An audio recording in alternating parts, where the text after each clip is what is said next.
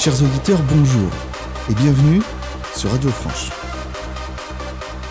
L'État est en sédition avec la France. Et les Français sont en sédition avec l'État. Pour en parler, je suis en compagnie d'Hildegarde. Hildegarde, bonjour. Bonjour NVV, je suis ravie de te retrouver pour une nouvelle émission. Juste avant de commencer, je tiens à rappeler à nos auditeurs qu'en plus d'un compte Twitter et d'un compte Instagram, je viens d'ouvrir un compte SoundCloud avec des podcasts que je posterai plus ou moins régulièrement en complément de nos émissions et des articles que je peux publier sur mon blog.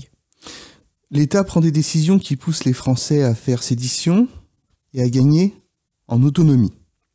On le voit sur plusieurs plans, je pense d'abord au plan matériel, on le voit sur l'insécurité, les Français s'arment de plus en plus, même monsieur tout le monde aujourd'hui, on peut le voir dans le milieu du travail, etc. Les gens qui jusqu'alors n'étaient pas prédisposés à s'armer le font. La hausse des prix de l'immobilier, dans les grandes villes aussi, qui pousse les travailleurs à se retrouver en troisième couronne ou voire même à la campagne. Oui, d'ailleurs, c'est là où on voit que la crise du Covid a accéléré le processus d'exode rural qui existait déjà avant, parce qu'il y avait toute une remise en question du travail, sur tout ce qui va être le sens au travail, etc. Aujourd'hui, on voit de plus en plus de cadres, par exemple, partir des villes, partir de leur bon poste pour se réfugier en campagne, pour retrouver un travail manuel, ainsi qu'une vie communautaire. Donc les Français et plus largement les Européens sont en train de sortir des circuits économiques, sociaux et étatiques officiels qui ont été mis en place à partir de 1945. Je pense notamment à travers tout ce qui va être aide d'État et vie urbaine et consommatrice telle qu'elle existe depuis les années 60 au moins. Et sur la gestion du Covid, il faut dire qu'il y a eu tellement de mensonges que ça a poussé les Français à faire sécession, cette fois-ci non pas sur le plan matériel, mais sur le plan mental, sur le plan psychologique. Les gens sont en décrochage au niveau des médias, ils les écoutent d'une oreille, mais ça n'a plus vraiment le même impact que ça pouvait avoir avant. L'idéologie du vivre ensemble aussi, qui ne fonctionne plus que sur des menaces, sur la terreur psychologique, la peur d'être ostracisé socialement, mais les gens de la même manière sont en décrochage par rapport à ça. Donc le narratif, qui permettait aussi d'avoir un sentiment d'appartenance collectif jusqu'alors, il explose complètement. Et on le voit, les gens se raccrochent à des néo-tribus, font communauté un peu dans tous les sens, et il n'y a plus de lien entre les Français. Oui, c'est là où on voit que les identités ne sont plus transmises et reçues, elles sont construites. Elles sont construites ex nihilo, ce qui est bien moins authentique que les anciennes communautés plus traditionnelles et fondées sur le sang et le sol, comme nous disons.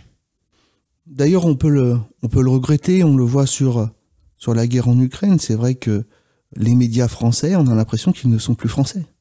On se demande si c'est pas juste des intérêts américains. Et c'est quand même remarquable d'en arriver à ce point-là. Je pense à différents intervenants qui appellent à la guerre nucléaire. Bon, les Français n'en veulent pas. Et donc ça pousse au décrochage. Il y a plein de choses comme ça en permanence, et puis la sensation aussi de se faire insulter en permanence, d'avoir des curés, dans le mauvais sens du terme, qui viennent donner une morale aux gens qui n'a plus de rapport avec leur réalité. Voilà.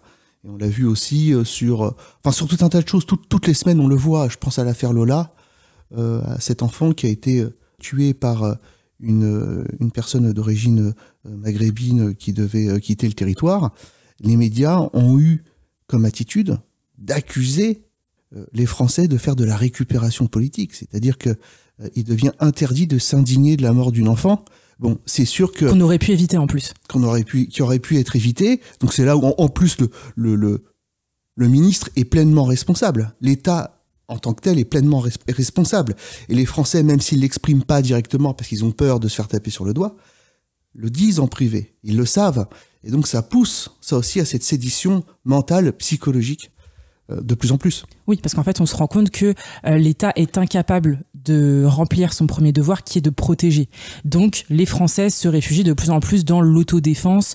On voit le succès notamment de certains salons sur le survivalisme. On voit même aussi, je pense notamment aux femmes qui prennent de plus en plus de cours d'autodéfense, etc., pour se défendre en cas d'agression, qui ne sont pas le fait de l'homme patriarcal, blanc et hétérosexuel, mais plus de migrants. Il faut le voir, les statistiques le montre amplement. La plupart des agressions sexuelles en Île-de-France sont le fait, par exemple, de personnes qui sont d'origine immigrée.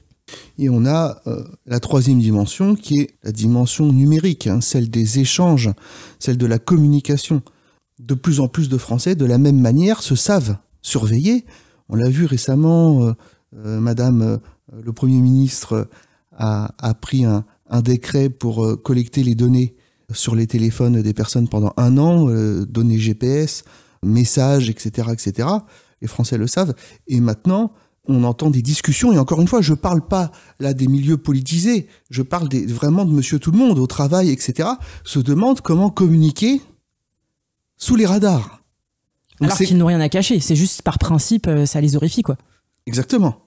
Et donc, voilà, alors le pigeon voyageur, je sais pas si c'est une bonne idée, mais c'est pour dire qu'il y a un décrochage complet entre les élites et le peuple, mais qui se retrouve sur le plan, comme on vient de le dire, matériel, mental, numérique, des communications. Et plus le temps passe, plus l'État se rend compte que le peuple devient séditieux vis-à-vis de lui, donc plus il prend des décisions, en fin de compte, de rétorsion, de contrôle, et plus le peuple, en réaction, se sépare de l'État et devient séditieux. Donc en fait, on est rentré dans une boucle de plus en plus radicale des deux côtés, où ça se sépare de plus en plus. Et ça, on peut se demander comment ça va finir. Parce qu'à un moment donné, quand on en est à surveiller les téléphones de tout le monde, quand on est à ficher chaque citoyen en fonction de ses opinions politiques, ça aussi, en France, on le fait. Et que les gens, du coup, deviennent défiants et se demandent comment passer sous les radars, comment ça va finir ? Oui, surtout que en fait, l'État, malgré lui, nous pousse à trouver des formes plus simples de mode de vie. Donc en fait, comme tu viens de le dire, en fait, les effets des décisions coercitives que prend l'État ont l'exact effet inverse de ce qui est souhaité à la base, c'est-à-dire une plus grande docilité. Les Français ne veulent pas être dociles, donc on rentre effectivement dans ce cercle vicieux que tu viens de démontrer.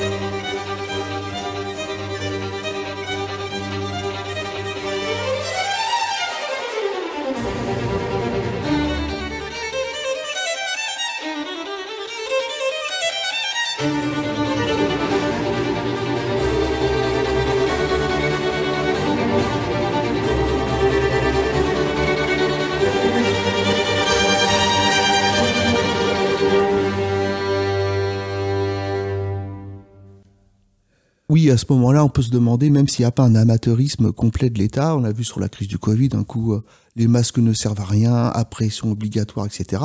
On voit bien qu'ils sont en train de bricoler avec des bouts de ficelle le contrôle de la population, une improvisation complète sur les événements, et c'est quand même incroyable de se dire, on a des gens d'un amateurisme pareil à la tête de l'État. Comment c'est possible? Comment c'est possible? On le voit aussi non seulement au sommet de l'État, mais on le voit aussi au sommet de Davos.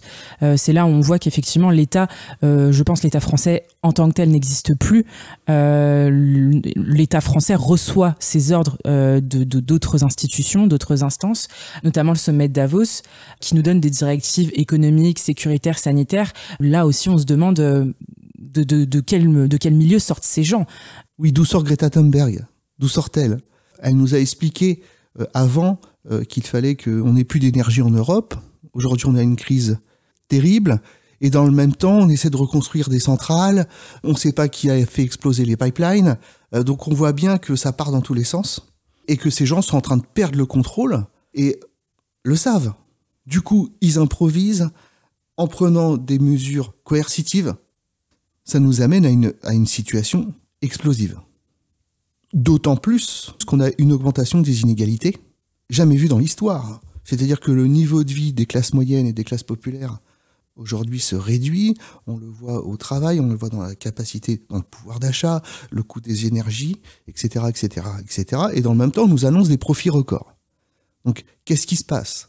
Ce qui nous prouve qu'on ne va pas vers une moyennisation des classes, que ce soit des classes riches, des classes pauvres. On ne se dirige pas vers une moyennisation de la société, contrairement à ce que disent certains sociologues qui croyaient en la fin de l'histoire. Au contraire, on n'a jamais vu autant d'écart entre les riches et les pauvres. Aujourd'hui, au Moyen-Âge, c'était pas aussi flagrant. Même au 19e siècle, qui est l'âge d'or des capitalistes et des industriels, on n'a jamais vu un écart de classe et un écart de mode de vie aussi élevé qu'aujourd'hui. D'autant plus que la classe moyenne, c'était ce qui donnait la stabilité au système jusqu'alors.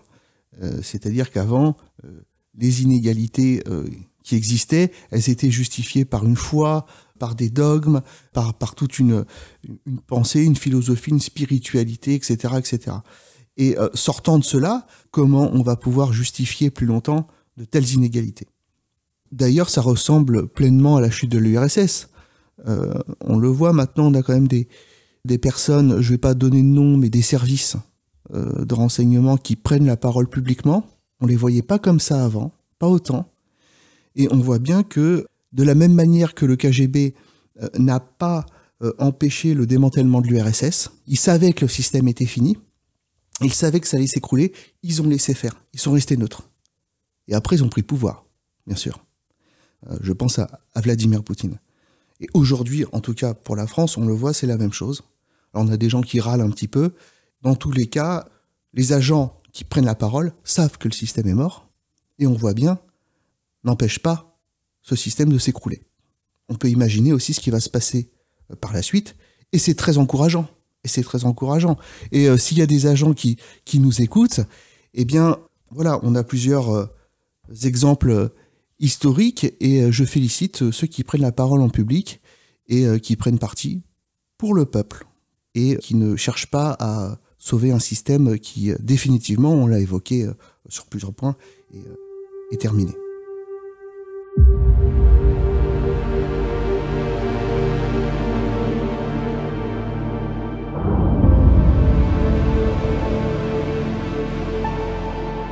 Les Français s'intéressent au survivalisme, ou plus largement à l'autonomie, comme à la chute de l'URSS d'ailleurs, comme à la chute de Rome, etc. Alors peut-être que le survivalisme, c'est un petit peu restreindre la chose, parce que c'est aussi un courant, une mode. Et Hildegarde, est-ce que tu pourrais développer sur le sujet ? Alors oui, aujourd'hui, en fait, ce qui nous pousse, encore une fois, à nous rendre autonomes, ce n'est pas une envie spécialement d'être autonome, c'est pas par flatterie, c'est au contraire par nécessité. Encore une fois, j'insiste dessus, c'est par nécessité parce que l'État est incapable de nous protéger aujourd'hui et de remplir ce pourquoi il est fait. J'ai évoqué la sécurité tout à l'heure, mais l'État se mêle aussi de ce qui ne lui regarde pas. C'est là où on voit effectivement le manque de subsidiarité et et la confusion entre ce qui regarde l'État et ce qui ne le regarde pas. Aujourd'hui, ça on a pu le dire pendant de nombreuses émissions aussi, l'État est faible là où il devrait être fort. Je pense notamment à tout ce qui va être protection des frontières, je pense à tout ce qui va concerner le régalien de façon générale. Et l'État est au contraire trop fort là où il devrait être plus faible et plus en retrait. Je pense notamment à tout ce qui va concerner l'autonomie alimentaire, l'autonomie médicinale et l'autonomie concernant l'éducation, qui sont les trois grands sujets, les trois grands domaines sur lesquels l'État est trop interventionniste alors qu'il devrait être plus en retrait. Médicinal, ça dépend. On voit bien aujourd'hui que l'hôpital public est en train de se tiers-mondiser. Donc l'État quand même, il pourrait, enfin je veux dire les hôpitaux, ça devient une catastrophe quand même. En fait, ce que je veux dire fondamentalement dans l'État devrait être moins présent dans tout ce qui va être médical, ça va être notamment sur les vaccins et sur la prescription obligatoire aujourd'hui que nous avons des vaccins. L'État n'a pas à se mêler de ce qui va dans notre corps. Je pense aussi au fait qu'aujourd'hui, il faut voir un médecin à tout prix pour, par exemple, voir un spécialiste pour être remboursé. Ça, l'État se mêle, on va dire, du parcours de santé du patient, ce qu'il ne devrait pas faire. L'État est illégitime là-dessus. Je pense notamment à saint Thomas d'Aquin qui nous disait que on n'a pas à forcer, la puissance n'a pas à forcer à ingérer quelque chose dans notre corps. On n'a pas, c'est totalement illégitime dès qu'un tiers quelconque prétend s'immiscer dans votre corps, ce qui est la chose la plus intime que vous avez, vous devez dire non parce que c'est illégitime. Quand ça concerne la personne telle qu'elle est fondamentalement, l'État, même vos parents n'ont pas à vous indiquer ce que vous devez faire avec votre corps. Ils s'immiscent dans le corps, ils s'immiscent aussi dans l'esprit. Hein. Tout à fait. Les deux vont, voilà. Exactement. Et donc, ce que j'aimerais là rappeler, c'est du coup dans ces trois domaines, ce que j'ai dit, donc l'éducation, l'alimentation et le médical, l'État attaque l'autonomie que nous devrions avoir puisqu'elle est légitime. Et ça pousse les Français à s'engager dans plus d'autonomie. Par exemple, je pense notamment concernant le domaine alimentaire, l'Union européenne et le Conseil constitutionnel régissent de plus en plus sévèrement l'usage, l'échange et la commercialisation des semences libres.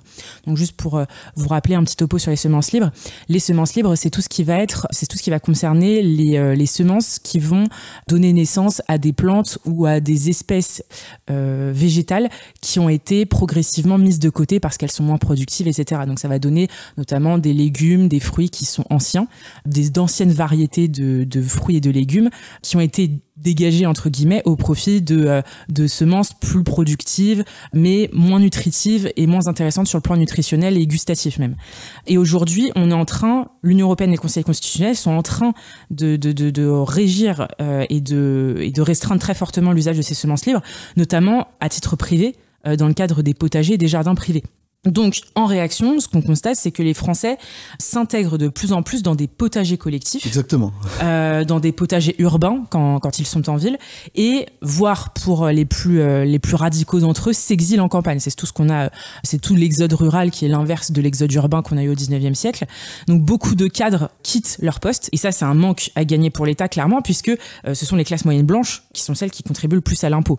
Donc, on voit aussi l'état délétère de cette politique qui s'ingère dans l'autonomie, dans l'indépendance que nous devrions avoir vis-à-vis de l'État pour tout ce qui va concerner l'alimentation. Mais d'un autre côté, l'État contrôle moins ce qu'il devrait contrôler, notamment tout ce qui va être la sécurité sanitaire alimentaire. On voit notamment les récents scandales de produits qui ont été vendus en supermarché, dans les grandes surfaces. Il y a 10 ans notamment, le cas Findus. Le cas Findus, notamment, on a retrouvé de la viande de cheval dans des lasagnes.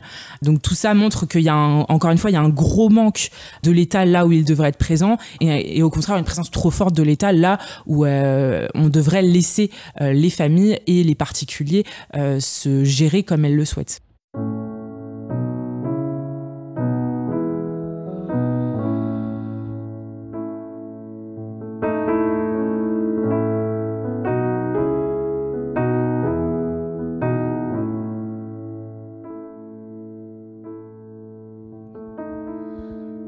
Don't you know I'm no good for you?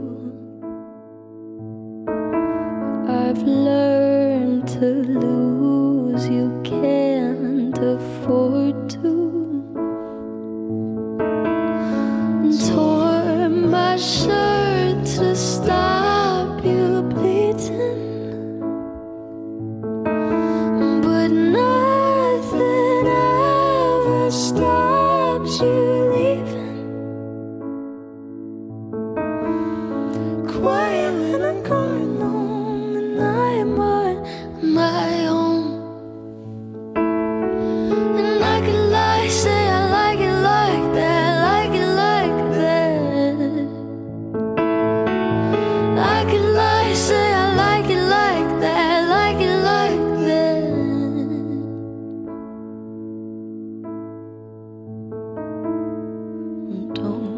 to know too much already.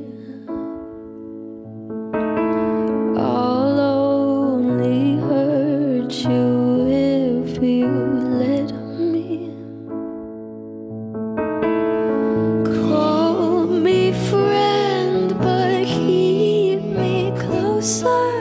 Call me back, and I'll call you when the party's over. Quiet, I'm coming home, and I'm on my own. And I could lie, say I like it like that, like it like that. Yeah, I could lie, say I like it like that, like it like that. But nothing is better sometimes. Once we've both said our goodbyes, let's just let it go. Let me let you go.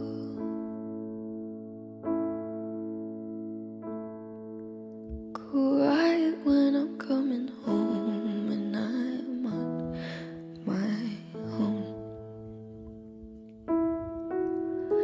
I could lie, say I like it like that, like it like that.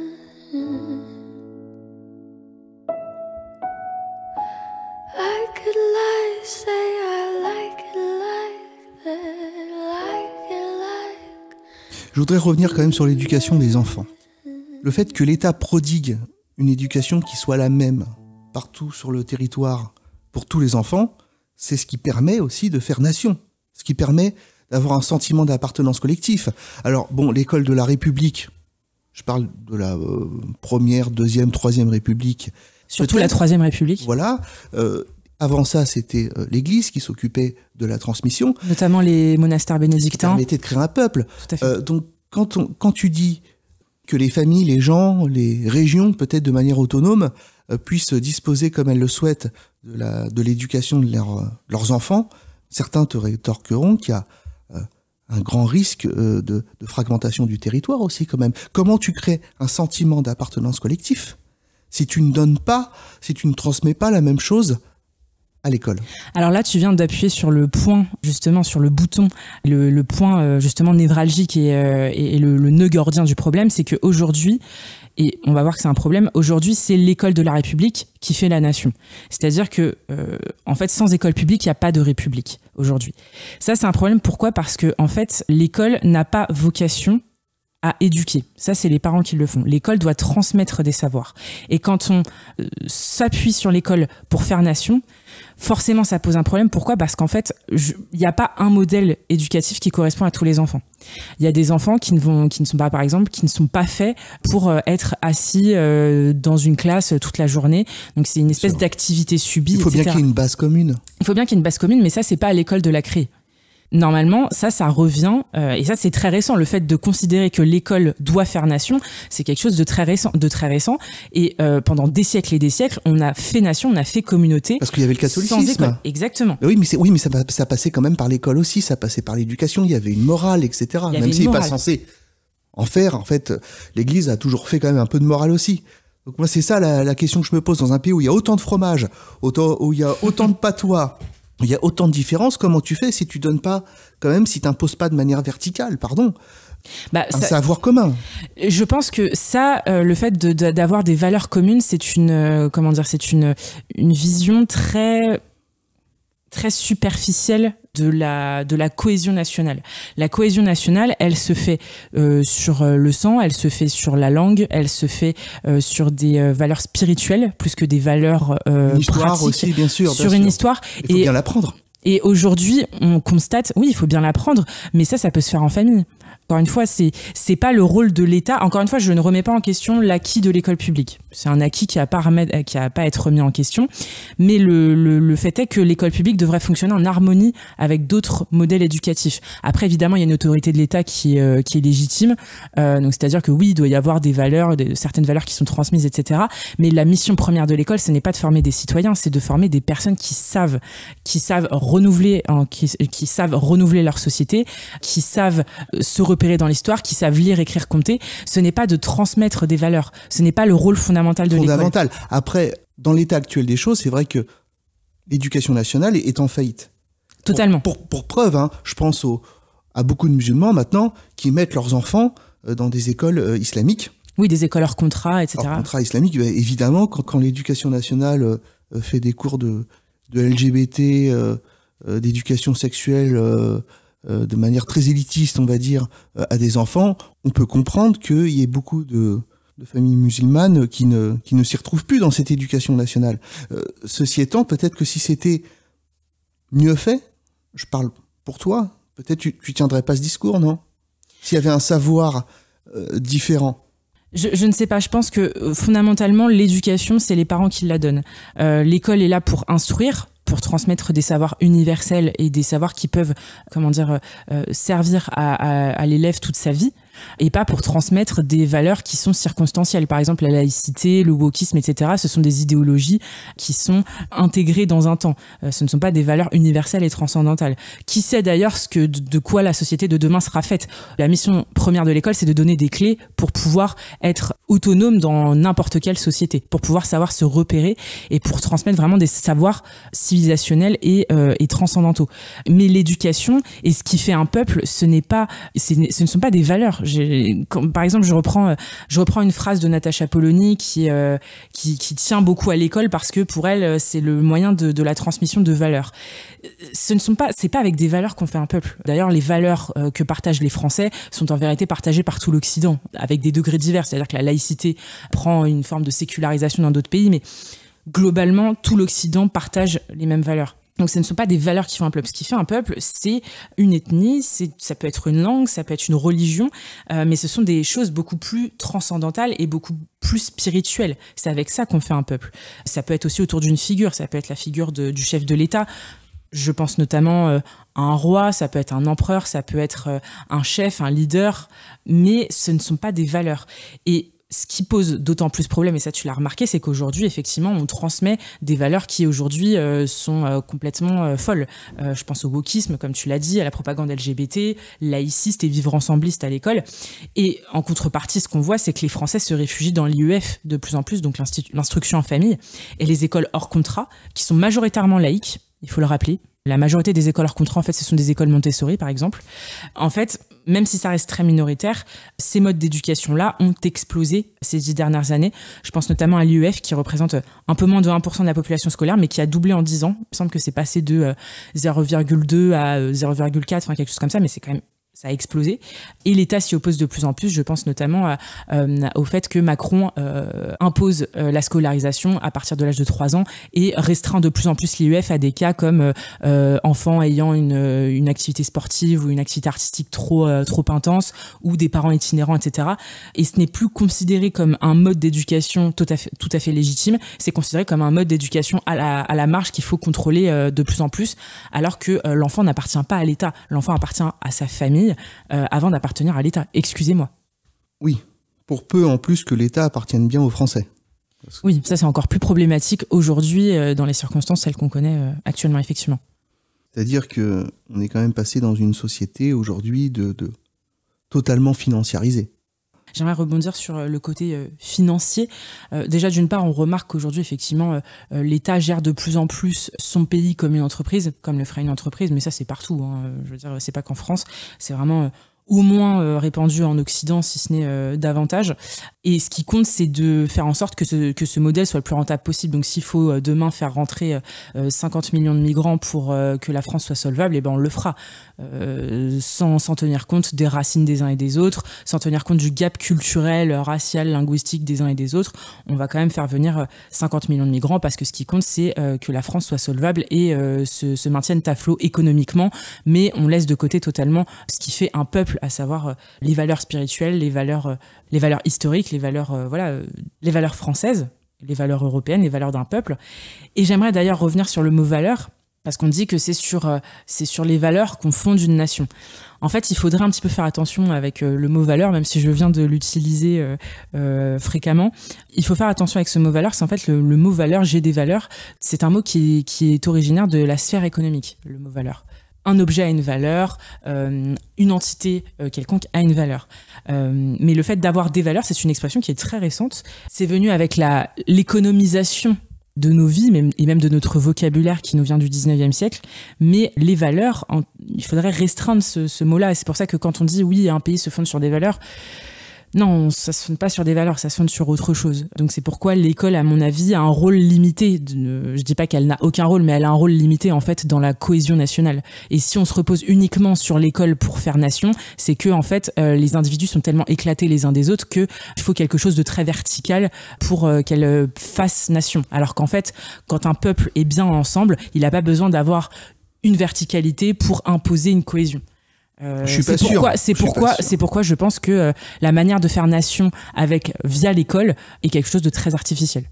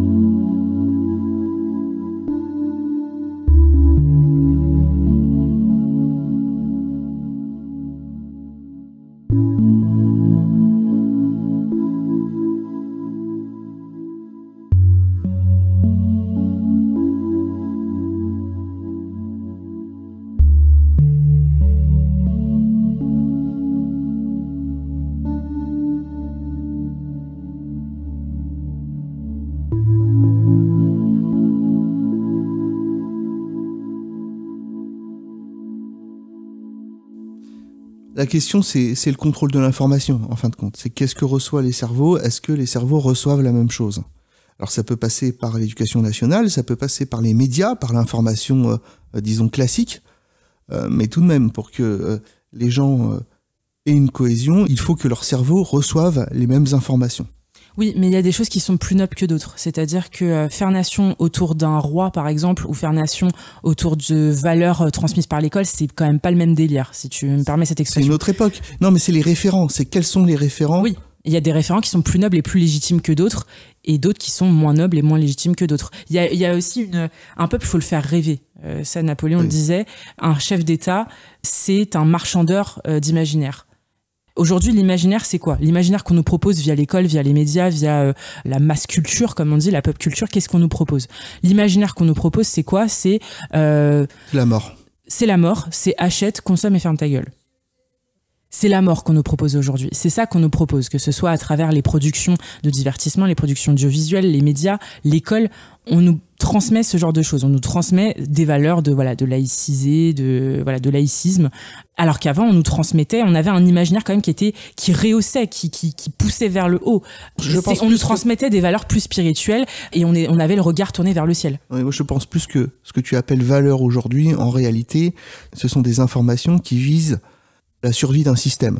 Je pense que il est même plus question de porter un projet ou quoi que ce soit. Il est question à une élite de se maintenir au pouvoir. C'est ce qu'on a évoqué au début de l'émission. Ce sont des gens qui ont de plus en plus peur du peuple et ce qu'ils promeuvent, en fin de compte, ça sert à se maintenir. Moi, je le vois comme ça. Hein. Oui, tout à fait. Le problème, c'est que il faut faire attention avec le discours anti-élitiste. C'est-à-dire que une société a besoin d'élites.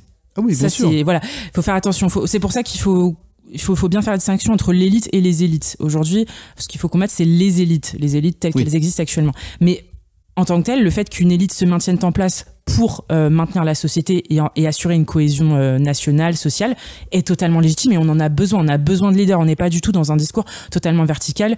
En tout cas, pas de ma part, vous savez très bien, me concernant, que je valorise totalement les sociétés qui sont hiérarchiques et qui assument de l'être. La hiérarchie est bonne.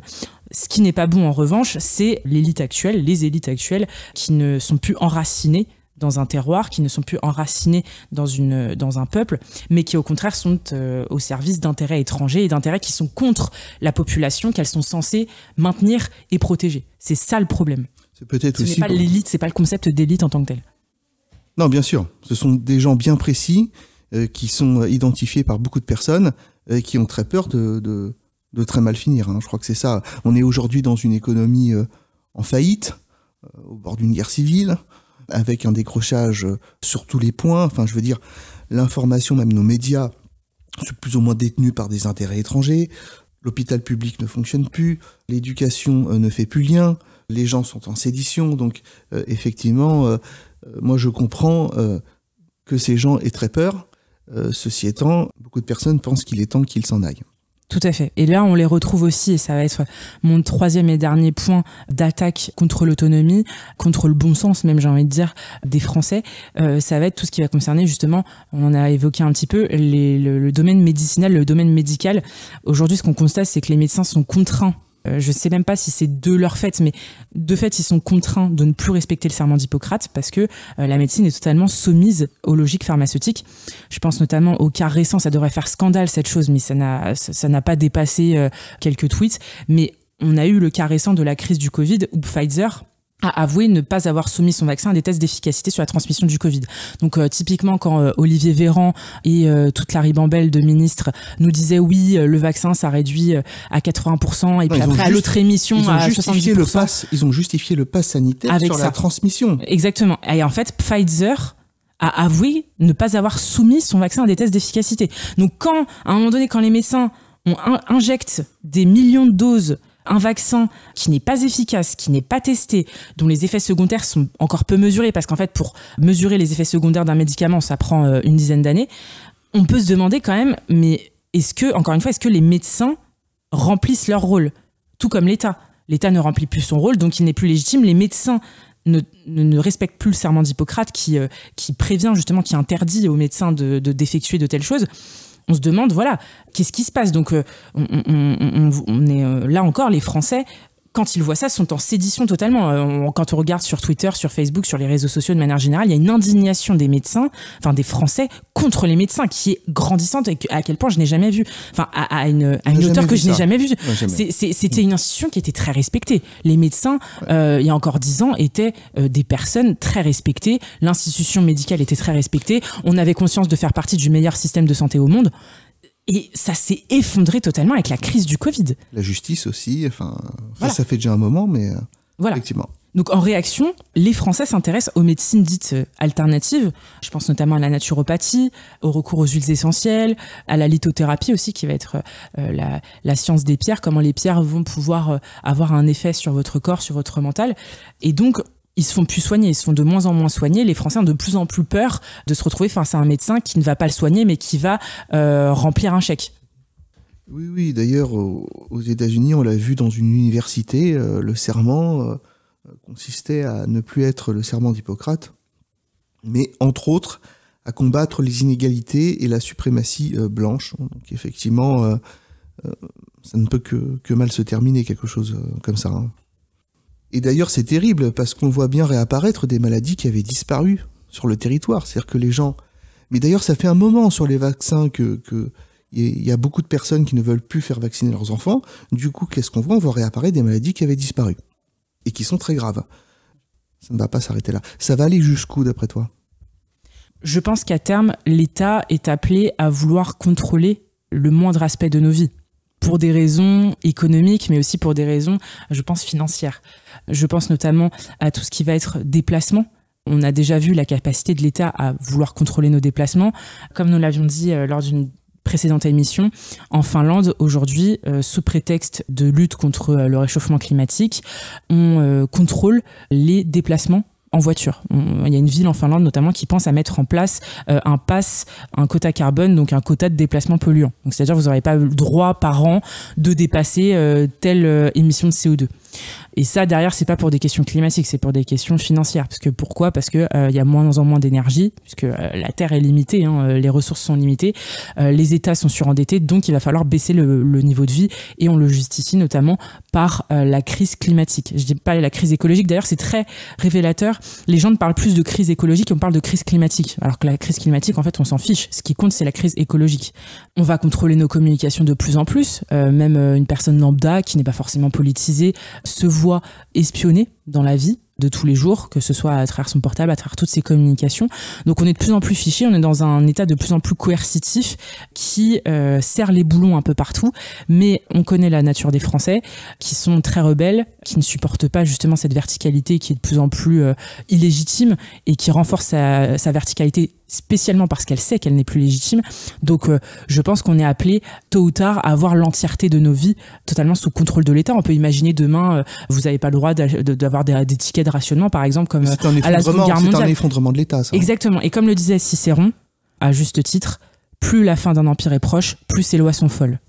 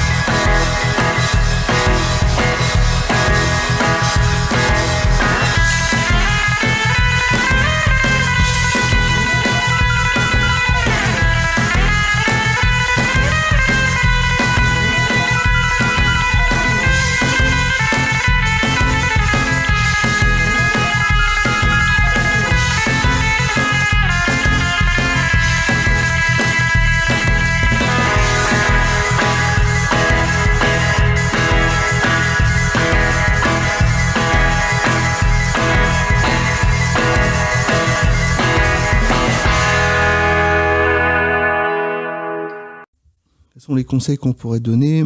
Moi, à titre personnel, c'est de garder toujours un pied dedans, un pied dehors. C'est de pas se mettre totalement à la marge. Je crois pas que l'avenir soit à faire du jardinage à la campagne. Je pense qu'il faut rester avec un pied dans le système et un pied en dehors. Donc un pied, on va dire, à la campagne, si vous voulez. Hein. Je veux dire, c'est très bien de faire un potager. Mais à un moment donné, il faudra aussi des gens capables de prendre les manettes et de faire ce qu'il y a à faire pour dégager ceux qui nous tyrannisent aujourd'hui.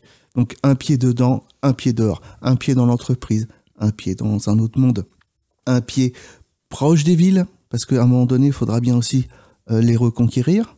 Je pense aux tribunaux, je pense aux préfectures, notamment. Donc, faut pas être trop loin, il faut aussi pouvoir, à un moment donné, intervenir sur place. Oui, il faut faire attention au réflexe Édith de Nantes. J'aime bien appeler ça comme ça, le réflexe Édith de Nantes, c'est-à-dire on va construire des mini-citadelles et faire sécession sur l'image de l'édit de Nantes. On avait fait des villes protestantes et le reste était catholique, et nous on va faire un peu la même chose, on va faire des petites cités catholiques dans un état laïque. Ça c'est la mort. Hein. Voilà, ça c'est ce qu'on appelle ce que j'appelle le syndrome de l'édit de Nantes, qu'on retrouve parfois dans certains milieux nationalistes, qui se posent la question: est-ce qu'il faut faire une sécession, est-ce qu'il faut faire la reconquête? En fait, il faut faire les deux. Faut faire les deux. Et de toute façon, il faut avoir aussi conscience que les gens qui tiennent les tribunaux, qui tiennent les médias, qui tiennent les institutions sont en fin de compte infiniment moins nombreux que les gens qui sont en colère. Et ils sont totalement tenus par une idéologie qui est vieillissante, qui est née notamment avec les boomers, qui est née avec la génération de mai 68. Donc il y a une vieillesse des gens et de leur mentalité, puisque la mentalité qu'on nous propose, la mentalité woke, en fait, ce n'est qu'un estrate de mai 68. C'est une excroissance de l'idéologie de mai 68. Donc c'est une idéologie vieille, l'idéologie wokiste. Donc moi j'ai envie de dire, vive la jeunesse. La jeunesse, c'est nous, et la jeunesse, c'est la reconquête et la sécession en même temps. Il faut avoir les deux mêmes mouvements. Comme dit Maximus, nous leur enverrons des hommes autant qu'ils aiment la cocaïne, l'argent facile et les petits-enfants. Comme nous l'appelle l'Évangile, tuons le vieil homme en nous. Le vieil homme, qui est-ce? Ce sont toutes ces idéologies. Tuons le vieil homme qui est en nous et renaissons par le baptême de notre révolution. Restez solides.